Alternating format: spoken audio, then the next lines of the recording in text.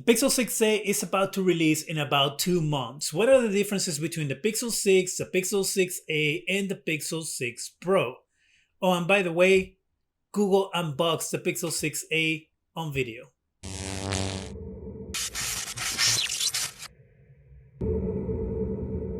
Hi, welcome to Zgadgetreview. The Pixel 6a was recently announced by Google. The Pixel 6a is going to be the most affordable device or budget device within the Pixel 6 line.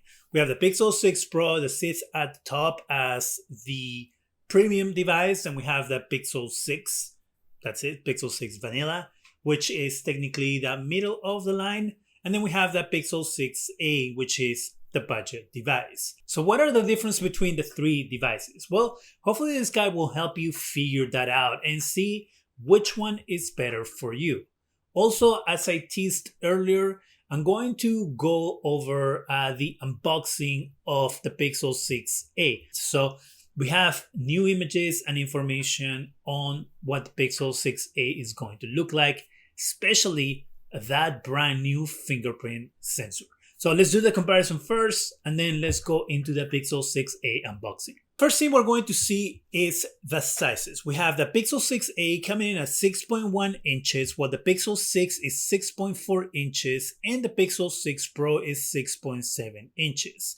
The displays are also different. The Pixel 6a is going to use FHD OLED or full high definition OLED display with up to 60 Hz of refresh rates, while the Pixel 6 is going to use full HD smooth display with up to 90 Hz refresh rates. And then we move on to the Pixel 6 Pro, which uses QHD or quad high definition LTPO smooth display. LTPO stands for low temperature polycrystalline oxide, which enables dynamic refresh rates in the display. And this display goes up to 120 Hz refresh rates.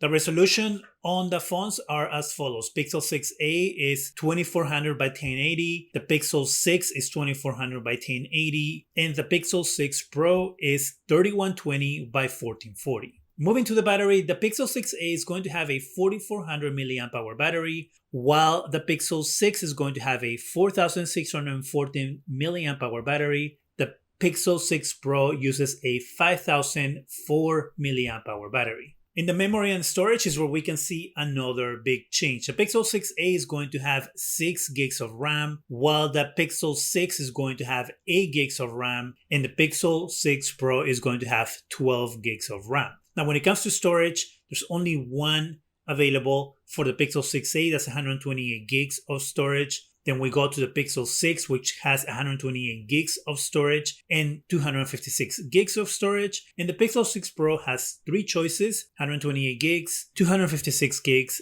and 512 gigs. All 3 devices are going to be powered by Google Tensor chip. So you won't have to worry about your device lacking power when it comes to the chipset inside.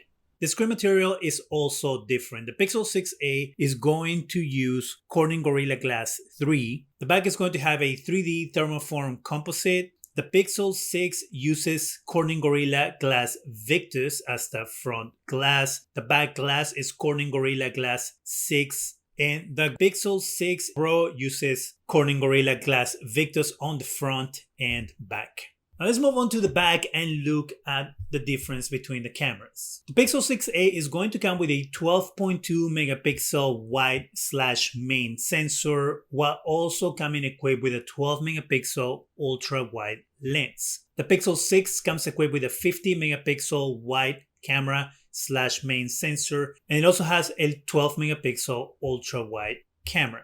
While the Pixel 6 Pro comes with a 50 megapixel wide/main sensor, a 12 megapixel ultra wide camera, and a 48 megapixel telephoto camera. The front facing camera on the Pixel 6a is going to be 8 megapixels.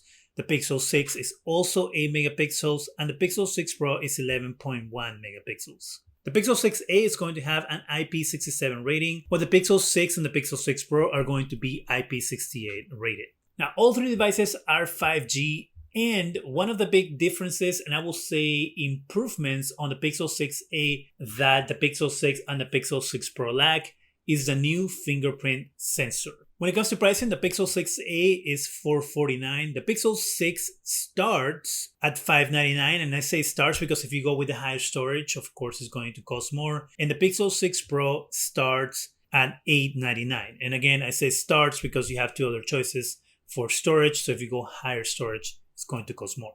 Now, as I said, the device was unboxed by Google for the French market, and it looks like it was done for one of those Google retail stores. It looks like there's some changes on the device. First, the packaging, unlike the Pixel 6 and Pixel 6 Pro that we used to show the color on the side of the box of the device that you have purchased, isn't going to be happening with the Pixel 6a. And of course, the reason is to save cost. The other thing is that it has a Google Tensor branding in it, which the original Pixel you didn't have. You have the quick guide here and your charging cable goes down here, but there's no Tensor branding anywhere in the box. So that's something that Google is changing to make sure that people know that this device is powered by Google Tensor. Now, based on the unboxing, the device does not come with a charger. Another thing that's changed within the A line of Google phones is that it's lacking a headphone jack.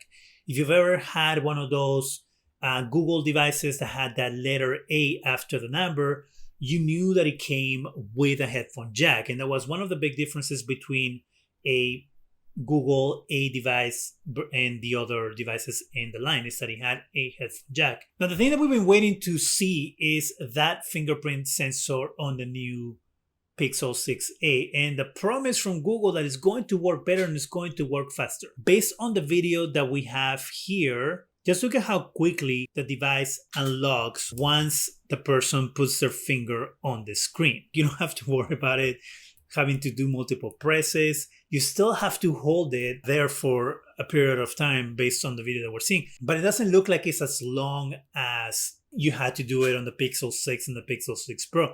So clearly it's a big improvement on the Pixel 6a, which means that when the Pixel 7 comes out, we should have an even better fingerprint sensor on that device than we did before.